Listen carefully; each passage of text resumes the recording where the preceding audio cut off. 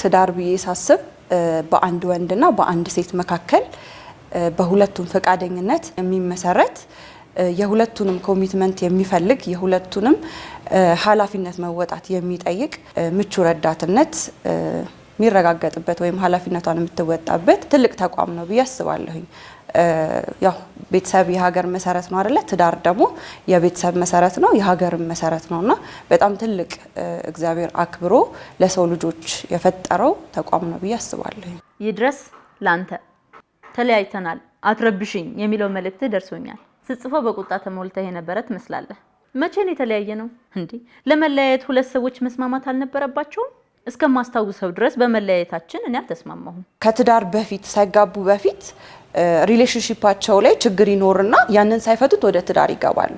ስለዚህ ትዳር የራሱ የቤት ስራ አለው፣ ፕላስ የነሱ ደግሞ ሳይጨርሱ ያስቀመጡት የቤት ስራ አለ። ስለዚህ ሁለቱ አንድ ላይ ውጤቱ ጥሩ እንዳይሆን ወይም ግጭት እንዲፈጠር ምክንያት ሊሆናቸው ይችላል ማለት ነው። እንግዲህ ብቻቸውን ሲኖሩ ወይም ላጤ የነበሩ ሁለቱም ደስ እንዳላቸው ገንዘባቸውን በፈለጉት መንገድ ነበር የሚያስተዳድሩት። ግን አንድ ላይ ሲሆኑ ለጋራ ነገር የቤት ወጪ የሚባል ነገር አለ፣ የቤት ኪራይ ሊሆን ይችላል፣ ብቻ ብዙ የቤት አስፈላጊ የሚባሉ ወጪዎች ይኖራሉና እነዛን ነገሮች በጋራ ማድረግ ሲጀምሩ በጋራ ገንዘባቸውን በስነ ስርዓት መያዝ ካልቻሉ እሱም የግጭት ምክንያት ሊሆናቸው ይችላል ማለት ነው። የቤተሰብ ጣልቃ ገብነት ሊኖር ይችላል። ገና ከተጋቡ የአጭር ጊዜያቸው ስለሆነ ግጭቶቻቸውን እንዴት ሃንድል ማድረግ እንዳለባቸው ስለማያውቁ ሄዶ ለቤተሰብ ቶሎ የመናገር ነገር ይኖራል። ስለዚህ ኃላፊነትን አለማወቅና ደግሞ ያንን ነገር አለማድረግም ሌላ የግጭት መንስኤ ሊሆን ይችላል። ባል እንደ ባል ምን ማድረግ አለበት፣ ሚስት እንደ ሚስት ምን ኃላፊነት አለባት የሚለውን በዝርዝርም አያውቁትም። እንደገና ደግሞ ቢያውቁትም ደግሞ ገና ለማድረግ ፕራክቲስ ለማድረግ ጊዜ ያስፈልጋል። ጊዜው ገና ስለሆነ እሱን ፕራክቲስ በማድረግ ላይ ስለሚሆኑ በዛ መሀል ግጭት እንዲፈጠር ይሆናል ማለት ነው። ሃፒ አኒቨርሰሪ የኔ ፍቅር። ስትመጣ እንቅልፍ ወስደኝ ካገኘኸኝ የምትወደውን ላዛኛ ሰርቼ ፍሪጅ ውስጥ አድርጌልሃለሁ ማለቴ ይሄን ያህል ያስቆጣል? ስለዚህ አልተለያየንም። ጥቃቅን ነገሮች ያጣላሉ። አዎ ያጣላሉ፣ ግን እስከ ፍቻ ያደርሳሉ ብዬ አላስብም። ሁሉ ጊዜም አንድ ችግር ይፈጠራል ውስጣቸው ይቀብሩታል። ወይም ደግሞ ግጭትን ችላ የሚሉ አይነት ሰዎች አሉ። በቃ አሁን ሰላም ከሆነ ሁሌ ሰላም የሚሆን የሚመስላቸው፣ ግን ውስጣቸው እየተደመረ ልክ የሆነ ቀን ላይ 99 ይደርስና አንድ ችግር በጣም ሲሊ ችግር ስትፈጠር 100 ይደርሳል፣ ይፈነዳል። ያኔ ተፋቱ ይባላል። ግን ሲፋቱ በዛሽ በትንሽ ምክንያት ሊሆን ይችላል ተለያዩ ተብሎ የሚወራው፣ ግን ውስጥ ያልተወራ ደግሞ ዲስከስ ያላረጉበት 99 ችግር ሊኖራቸው ይችላል። ስለዚህ እያንዳንዷ ሲሊ የምትባል ወይ በጣም ቀላል የምትባለዋ ነገር ትልቅ ነገር ሆና ልትመጣ ትችላለች። ስለዚህ ትልቁ ብዙ ሰዎችን የሚያጣላው የኮሙኒኬሽን ችግር ነው። ስለዚህ አሁን ይሄ በደንብ ኮሙኒኬት ማድረግ ቢችሉ እራትህን በልተተኛ ኦር ደግሞ እራትህን አስቀምጬልህ ተኝቻለሁኝ እኔ ነገ ስራ ስላለኝ ሊሆን ይችላል። ብቻ የራሷ ሪዝን አቅርባ ተኝታለች። ከዛ እሱ መጥቶ ራቱን መብላት ነው ያለበት እንጂ መጣላት አይደለም። ግን ኮሙኒኬሽናቸው ያንን ያለችበት ቶን ልክ ካልነበረ ነገሩን የሚያባብሱ ነገሮች ከነበሩ አዎ መጨረሻ ላይ ያለያያቸው ይችላል። በጣም ቀላል ነው፣ ግን ደግሞ ብዙዎቹ ባለትዳሮች የሚጣሉበት የመጨረሻ ምክንያታቸው በጣም ሲሊ ነው። ከባዱ ኬዝ ከውስጥ አለ። አንተ ግን መቼ ይሆን የመለያየት ትክክለኛ ትርጉሙ የሚገባህ? ፍቅር በየቀኑ በመታየት አብሮ በመዋልና ማዕድ በመጋራት ብቻ ይለካል ያለህ ማን ነው? መኮራረፍን መለያየት ያደረገውስ ማን ነው? እነዚህን ችግሮች ለመፍታት የመጀመሪያው ዋና ነገር ብዬ ማስበው ኮሙኒኬሽን ወይም ተግባቦት ላይ በደንብ መስራት አለባቸው። በጣም ትዳሩ ልጅ እያለ አንደኛ ዓመት ላይ ሁለተኛ ዓመት ላይ ልክ እነዛ ግጭቶች ተፈጥረው ይሄ መማረር ወይም ደግሞ ማምረር ወይም በጣም ቂም መያዝ ስቴጅ ላይ ሳይደርሱ ቢኖሩ እነሱን ግን የተባባሰ ጸብ ውስጥ ግን እንዳያስገባቸው ማድረግ ይችላሉ። ሌላው በሚያወሩበት ጊዜ ራስን መግዛት። በጣም ብዙ ችግሮች እየመጡ ያሉት ችግሮቹ ወይ ግጭቶቹ አይደሉም፣ የሚወራበት ስሜት። ብዙ ጊዜ ስሜታዊ ስንሆን የሰው ልጆች የማሰብ የማገናዘብ አቅማችን ሚዛናዊ የመሆን አቅማችን በጣም ነው የሚወርደው።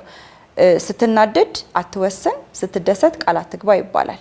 ከስሜት ጋር ሲሆን ሚዛናዊነታችንን ስለምናጣ ትክክለኛ ያልሆነ ውሳኔ የመወሰን እድላችን ይጨምራል ማለት ነው። ስለዚህ ስሜታቸው በጣም ከፍ ያለ ጊዜ ጥሩ ቃል የሚናገሩ ባልመሰላቸው ጊዜ ባይነጋገሩ እንደየቤቱ ሊለያይ ይችላል። ግን ራሳቸውን መግዛት በጣም ትልቁ ኮሚኒኬሽን ላይ ያለ ትልቁ ቁልፍ እሱ ነው ብዬ አስባለሁ። ስለዚህ የስሜት ብልህነት ያስፈልጋል ማለት ነው። ትዳር ውስጥ ራስን መግዛት፣ የምንናገረውን ነገር ማወቅ፣ እኔ ስለፈለኩ ብቻ አይደለም ማወራው፣ ያንን የሚቀበለውን ኦር የሚሰማውን ሰው ይጎዳል ወይ የሚለውን በደንብ ማሰብ፣ በዛ ሰው ቦታ ሆኖ ነገሮችን ለማሰብና ለማሰላሰል መሞከርም በጣም ትልቅ ቁልፍ ነው ብዬ አምናለሁኝ። ሰዎች ናቸው፣ ያጠፋሉ። ማንም ፐርፌክት ሆኖ ወደ ትዳር የሚገባ የለም። እዛ ውስጥ ነው ሁላችን እየተሰራን የምንሄደው፣ የተሻለን ሰዎች የምንሆነው። እዛ ውስጥ ልናጠፋ እንችላለን። ስለዚህ ይቅርታ መጠየቅ፣ ስንጠየቅም መቀበል፣ ውስጣችን እያጠራቀምን አለመሄድ ማለት ነው። ቅድምም አንስተናል። ውስጥ 99 ችግር ይዞ በጣም በሲሊ ምክንያት እንለያይ ብሎ ሚል ሰው ይኖራል። ውስጡ በይቅርታ ስላልተሻረለት ነው። ይቅርታ ማለት ልክ እንደ ላጲስ ነው። በእርሳስ የተጻፈን ነገር ሁሉ እንደሚያጠፋ ማለት ነው። ስለዚህ በእስክሪብቶ አንጻፈው። በቃ አሁን በእስክሪብቶ የተጻፈ ነገር አይጠፋም አይደል? አንዳንድ ሰዎች አሉ የዛሬ 3 ዓመት ሮብ ከሰዓት በኋላ ያረክሻቸውን ነገር ከነ ደቂቃው ከነ ሁኔታው ከነ ስሜቱ የሚያስታውሱ፣ ግን ያንን ነገር ትዳር ውስጥ ይዞ መግባት ልክ አይደለም። ያ ሰው አጥፍቷል፣ ይቅርታ እየጠየቀ አንተ እንዲያድርገኝ አንቺ እንዲያድርገሽ መባባሉ የበለጠ እየተቆሳሰሉ እንዲሄዱ ያደርጋል። ስለዚህ ይቅርታ ማለት መተው ነው። ለጠያቂው በቃ ይሄንን ነገር እተዋለሁ ብሎ እያለ ነው። ለሚጠየቀው ሰው ደግሞ እተውልሃለሁ በቃ ይሄን ነገር አላነሳውም ማለት ነው እንጂ አረሳውም ግን አላነሳውም ማለት አይደለም። ስለዚህ እነዚህ ነጥቦች በደንብ መያዝ ያስፈልጋል ይቅርታ ላይ ብዬ አምናለሁኝ። ዛሬ ከተጋባን 1 ዓመት ስለሞላን እንኳን አደረሰ ባልኩ ተለያይተናል ትለኛለህ እንዴ? በእርግጥ ድምጽህን ከሰማሁት ቆይቻለሁ። በአይነ ስጋ ከተለያየንም ሰንበትበት ብለናል። በኔ በኩል እስከ ለተሞታችን አብረን ልንሆን አምላካችን ፊት ቃል በገባ ነው መሰረት ለቃሌ ታምኜ እየኖርኩ ነው። ትዳር ማለት ተስፋ ለመቁረጥ ነው። ትዳር ማለት ለሁለተኛ እድል በርን ገርበብ አድርጎ ማደር ነው። አትሳሳት፣ አልተለያየንም። ተለያይተን ቢሆን ኖሮ በሬን እንደጭኔ ቆልፌው ተኛ ነበር። አንተስ ብትሆን እስካሁን ባይቆርጥልህ ነው እንጂ አንድ ላይ ባንሆን ኖሮ አዲስ ሴት መልመድ ያቅታል። ውጤታማ ተግባቦት እንዲኖረን ወይም መልካም ተግባቦት እንዲኖረን ንቁ አድማጭ መሆን ወይም አክቲቭ ሊስነር ብለን እንለዋለን። በጣም ንቁ አድማጮች፣ ለምሳሌ ባል ስልክ እያናገረ ኦር ስልኩን እያየ ሚስቱን አውራ ይላትም ማለት ነው። አይኗን እያየ ቁጭ ብሎ ያዳምጣታል። ሚስትም እዛ ስራ እየሰራች ብዙ ነገሮችን እያደረገች እየሰማው ነው አውራ አትለውም ማለት ነው። ስለዚህ ቁጭ ብለው ልክ እኔና አንቺ ስናወራ አይ ላይ እንደምንተያየው ልክ እንደሱ እየተያዩ ያወራሉ ማለት ነው። ስለዚህ እሱ በደንብ ኮሚኒኬሽንን የሚል ነገር ነው፣ የሚያሻሽል ወይም ደግሞ የሚያጎለብት ነገር ነው ማለት ነው። ስለዚህ በደንብ መደማመጥ መቻል፣ ጊዜ መሰጣጠት፣ ትክክለኛውን ጊዜ ማወቅ። ሌላኛው ደግሞ ልክ ባል ስራ ሊወጣ ሲል ተቻክሎ የሆነ ኢሹ አንስቶ እንድንነጋገር ፈልጋለሁ ማለት በዛ ሰዓት ትክክለኛው ሰዓት አይደለም። ስለዚህ የመደማመጥ እድላቸው ዝቅተኛ ነው፣ የመጣላት እድላቸው በጣም የጨመረ ይሆናል። ሚስት በጣም ደክሟት ሊሆን ይችላል። ማውራት የማትፈልግበት ታይም ላይ መጥቶ አሁን እሱ ማውራት ስለፈለገ አውሪኝ ማለት የለበትም። ስለዚህ ትክክለኛ ሰዓት ነው ወይ ተባብለው መጠየቅ አለባቸው። ይሄን ጉዳይ ዲስከስ ማድረግ ፈልጋለሁ፣ ግን ላንተ ትክክለኛ ነው ወይ ላንቺ ትክክለኛ ሰዓት ነው ወይ የሚለውን ተስማምተው ነው ማለት ነው ወደ ጉዳያቸው መግባት ያለባቸው። አየህ ውዴ፣ ይህች አብረን የኖርንባት የመጀመሪያው የትዳር ዓመት የፈተና ጊዜያችን ናት። ግድ የለህም። ለመጋባት የሁለት ሰው ፍቃድ እንዳስፈለገ ሁሉ ለመለያየትም የሁለታችን ውሳኔ ይሁን። ግድ የለህም።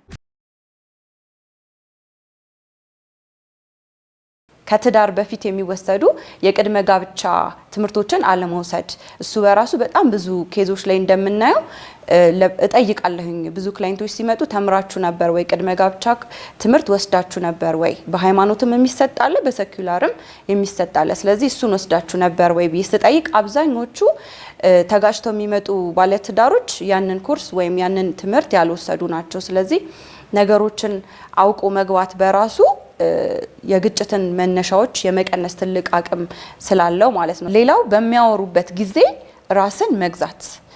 ብዙ ጊዜ ስሜታዊ ስንሆን የሰው ልጆች የማሰብ የማገናዘብ አቅማችን፣ ሚዛናዊ የመሆን አቅማችን በጣም ነው የሚወርደው።